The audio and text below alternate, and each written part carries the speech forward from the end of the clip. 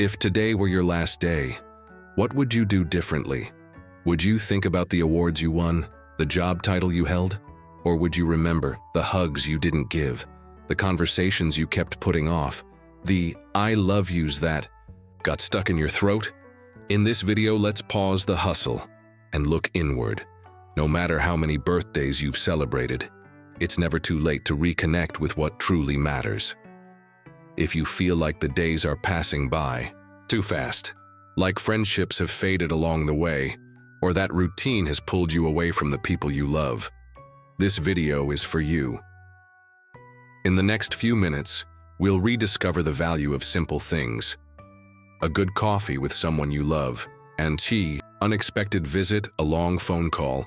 Let's talk about time, that precious commodity you can't get back. Stay with me until the end, and I promise you'll see your days in a new light. Because sometimes all we need is a gentle reminder that there's still time to live, to love, to reconnect. The illusion of "I'll do it later." How many times have you thought about calling someone and put it off? How many times did that "let's grab coffee" just hang in the air? We live thinking we'll have more time, that tomorrow our schedule will be lighter, that hug can wait a little longer. But tomorrow isn't guaranteed, and before we know it, the people we love become memories. Not for lack of love, but because of misplaced priorities.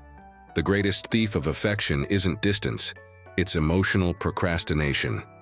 That feeling that we'll always have plenty of time. But time, it doesn't wait. It slips by without asking, and by the time we notice, the hair is grayer, the voice is softer, the moments rarer. Remembering someone isn't the same as being present, and loving in silence isn't the same as showing it. Don't let affection turn into longing before it's ever truly lived. A call, a visit, a simple note. These small gestures build bridges between hearts and before it's too late. The cost of modern distraction. Have you noticed how even when we're together, we're often so far apart?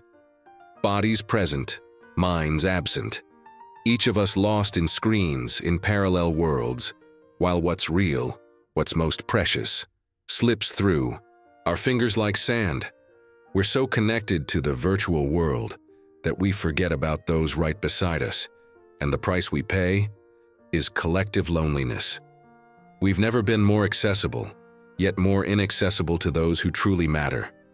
The screens that promised to bring us closer ended up building invisible walls. And behind these walls, there are parents missing a simple "How was your day?" Grandparents waiting for a glance, children silently begging for attention. How many moments have we missed because we're too busy with what's happening out there? While what's happening here now fades away day after day. Technology isn't the villain, but when it steals time from those we love, the cost is too high. And the cruelest part, we only realize it when it's too late. It's time to turn our eyes back to what truly matters, because no text message replaces the sound of live laughter. No notification is worth more than a tight hug. Stories left untold. Every life holds a book full of precious chapters, but not all get read. How many stories were buried in silence? How much wisdom, laughter, and tears were lost because we never stopped to listen? She didn't want to be interrupted, didn't need applause, just wanted to be heard. Within those simple words was an entire lifetime. Loves lived, losses overcome, lessons learned through pain and hope. But the world moves too fast for memories. And when we finally understand the value of those stories, often it's too late to ask. Young people believe there will always be time, but those who've lived longer know time waits for no one. Every elder is a library, every wrinkle a marked page, every distant gaze a chapter perhaps no one will ever read. Untold stories are like seeds never planted. They could have borne fruit, but remained in silence. Time is different from presence. Being near isn't the same as being together. The body can occupy the same space while the soul is miles away. How many precious moments slip through our fingers because we're physically present but emotionally absent? Time together doesn't replace attentive presence. I'm here only matters when it comes with I'm with you. Childhood passes in silence, but leaves deep marks. One of the deepest wounds? Not having been truly seen. Sometimes just 5 minutes of real listening, one unhurried hug, one question asked with genuine interest. These minutes outweigh hours of distracted coexistence. True presence isn't loud. It's made of meeting eyes, of listening words, of comfortable silences. It's when time stops because the heart understands. Now we're truly together. Small rituals, lasting memories. There are moments that seem simple, almost invisible on the calendar, yet become eternal in memory. Sunday morning coffee, silly laughter after lunch, the habit of calling every Friday to ask, "Everything okay over there?" They're not grand parties or expensive trips. These small rituals, repeated with love, build the foundation of what we call home. These daily encounters are like invisible bricks. They sustain affection, strengthen bonds, make us feel we belong. Because constant presence, even in simple gestures, transforms routine into remembrance and time into legacy. These gestures repeat across generations. Every shared coffee cup, every joke told 1,000 times, becomes an unbreakable link between past and present. Life finds meaning in this quiet comfort, in the carefully set table, in the smell of fresh-baked cake, in routines that love's eyes never see as mundane. And when time takes our loved ones away, it's these small moments that will shape our longing. The power of I love you. Some words are small, yet carry the weight of the universe. I love you is one of them. 3 words, 8 letters, a gesture that changes everything. Yet out of fear, pride, or distraction, many never say them. And time, that impatient old friend, waits for no perfect moment. How often do we withhold our feelings, assuming the other just knows? But love needs to be spoken, heard, and nurtured to flourish.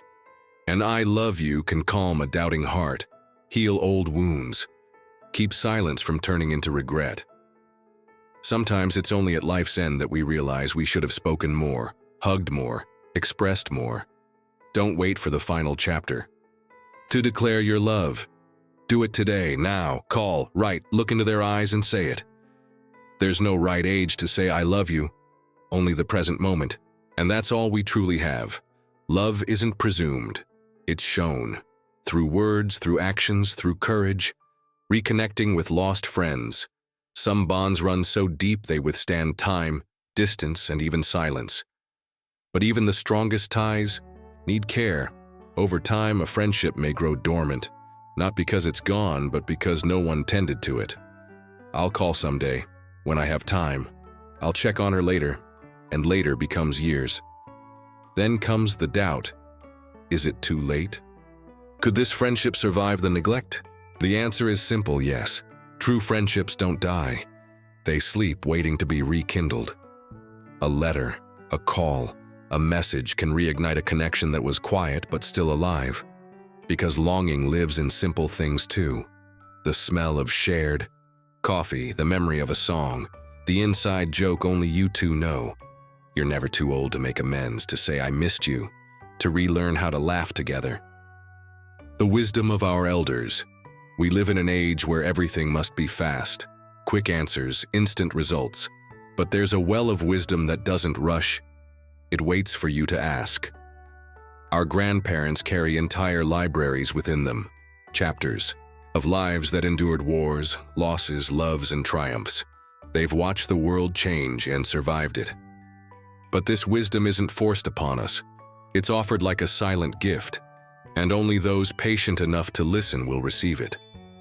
How many incredible stories sleep in the memories of those who've lived long? How many lessons could spare us mistakes? If we simply asked, "What was your youth like, Grandpa?" There's a beauty that only years can bring, a humility that comes with time, a courage that no longer needs applause. Our elders have this.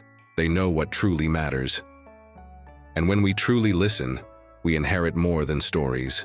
We inherit values, identity, roots. One day these voices will fall silent, but today they can still teach. And all we need to do is sit and listen. Unplug to reconnect. How often have you caught yourself staring at a screen, even when surrounded by people you love? In our fast-paced modern life, screens have become extensions of our hands, constant invitations to distraction, to fragmentation.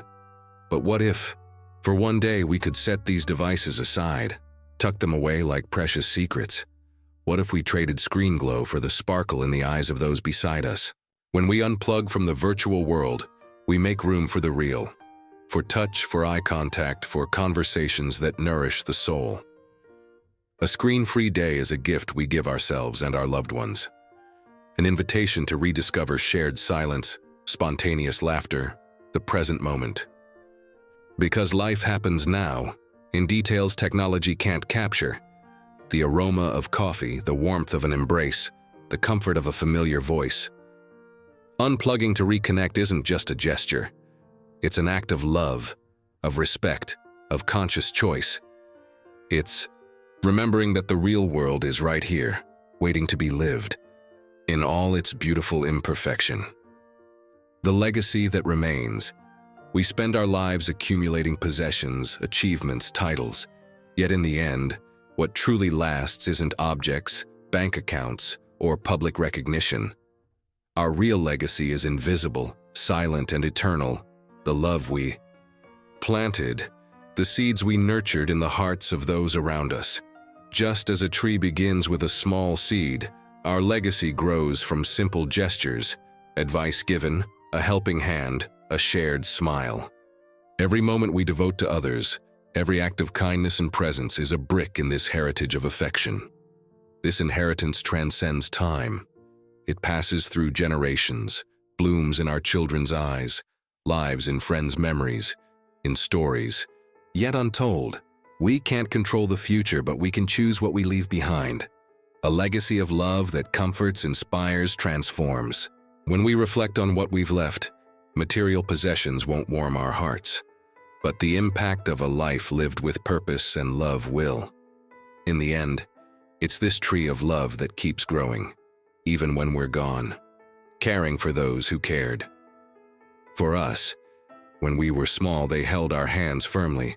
They taught us to walk, to speak, to face the world. They comforted our tears with warm embraces, celebrated every victory as if it were Earth's greatest triumph. They sacrificed dreams, sleep, even themselves for us. And now the tables turn. Caring for those who cared for us isn't a burden. It's a privilege. The chance to repay, with love, every silent gesture they made for us through the years. But how many now sit in silent rooms watching doors that never open, waiting for visits that never come, calls that never ring, hugs lost in modern life's haste? Many parents and grandparents live as ghosts in their own homes, present yet invisible. Not from malice, but from distraction in this too-fast world. Caring requires no money. It isn't measured in gifts, health plans, or expensive medicines. Caring is measured in presence, in listening, in attention, in respect. It's looking into wrinkled eyes and saying, "Now it's my turn to walk beside you." It's patiently hearing the same story told 5 times in one day, and smiling as if it were the first, because for them it might be. It's accepting slower steps, fragile memories, emotions worn on sleeves. It's understanding that often what they need most isn't help, but company, because within an elder's silence lies an entire universe. Experiences not found in books, memories not captured on video, wisdom transmitted only from gaze to gaze, heart to heart. Caring means sitting beside them, serving tea and listening without hurry, reminding them and ourselves that they still matter, that they're still loved, and more, that they're needed. For though bodies may weaken, a life's value isn't measured by leg strength, but by the depth of legacy left behind. Let's be honest, one day we'll all be there, waiting for someone to say, "I'm here, I haven't forgotten you." How we treat those who came before defines who we are, and more importantly, who we'll become. After all, the time we give them today is the time that will be given to us tomorrow. Caring for those who cared for us is gratitude's most beautiful form, and gratitude is love in motion. The power of forgiveness in relationships. In many families, there are silences louder than shouts, old resentments that became walls, words spoken in haste, anger, or fear that wounded deeper than we'd care to admit. With time, these wounds camouflage themselves. We become skilled at pretending we've forgotten, but inside something remains incomplete. And time? Time, it doesn't heal anything on its own. It simply passes.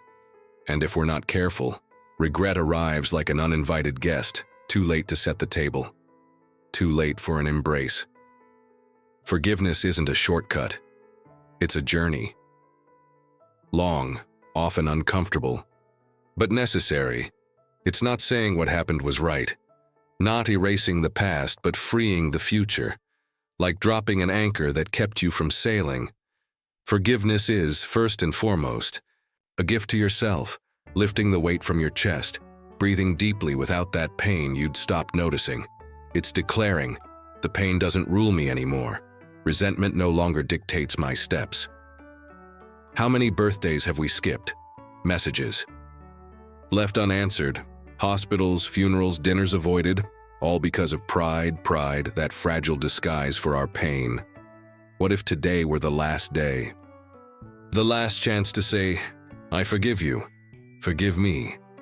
I don't want this emptiness between us anymore. Maybe the other person won't respond. Maybe the embrace won't come immediately. Maybe the silence will remain. But still, you've done your part. You've planted the seed, and seeds take time to grow. What matters is that you opened up.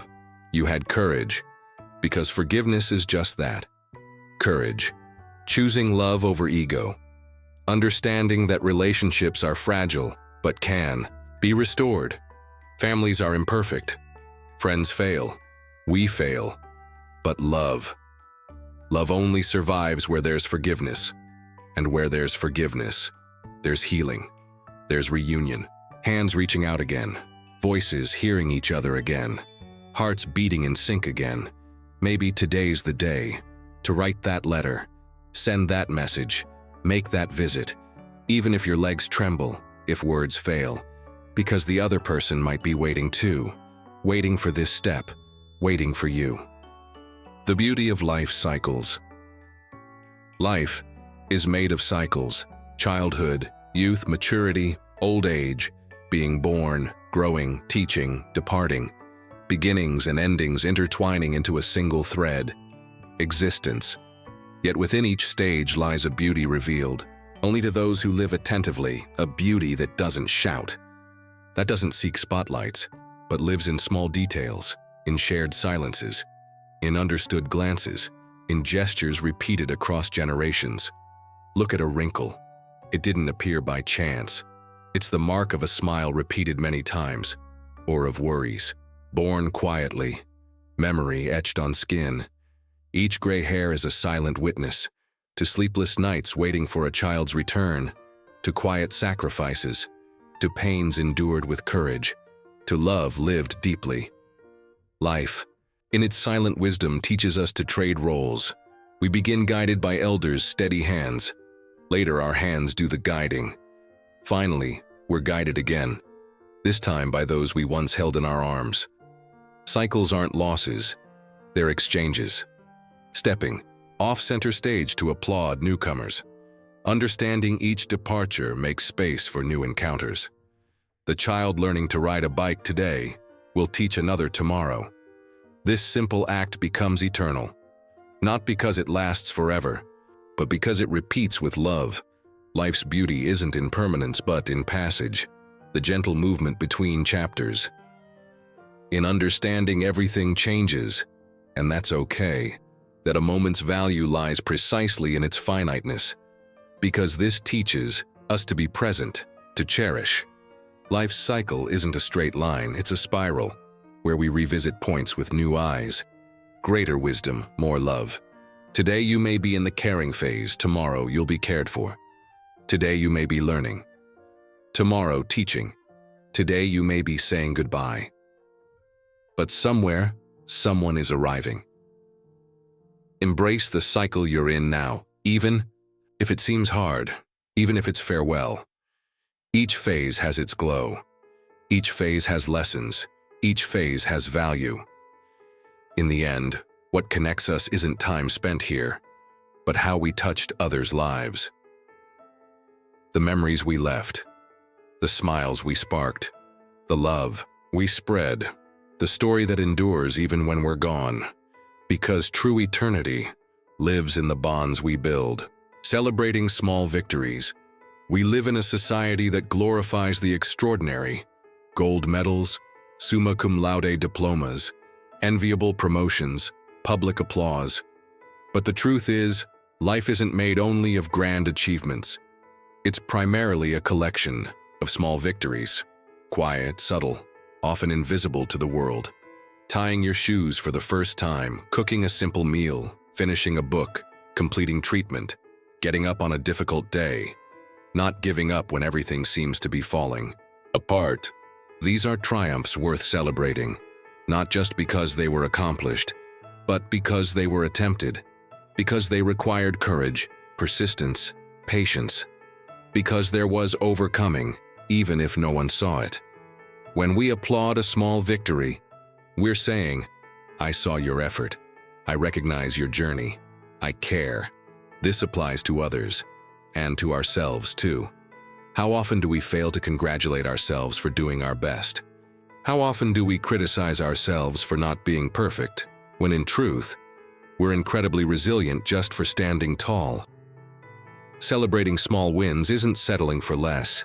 It's honoring every step that brings us closer to our best selves. It's building self-esteem based on real progress, not comparison. It's teaching children that value lies not just in results but in the attempt. It's showing elders that their time still matters, that their small victories remain worthy of celebration.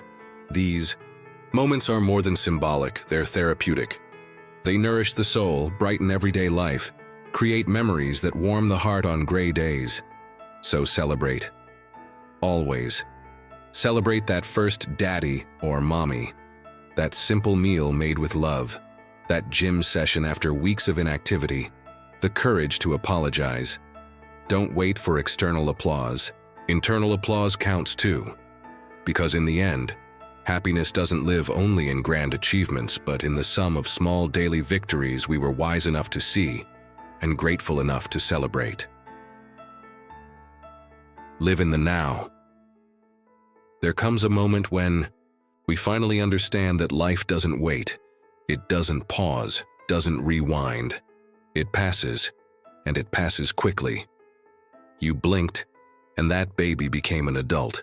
Blinked again, and your parents' hair turned white. One more time, and you realize you're chasing time, trying to relive what can't return. The truth is simple but powerful. All we really have is now. Not the unchangeable past, nor the future that hasn't arrived. Just now. This exact moment when you breathe.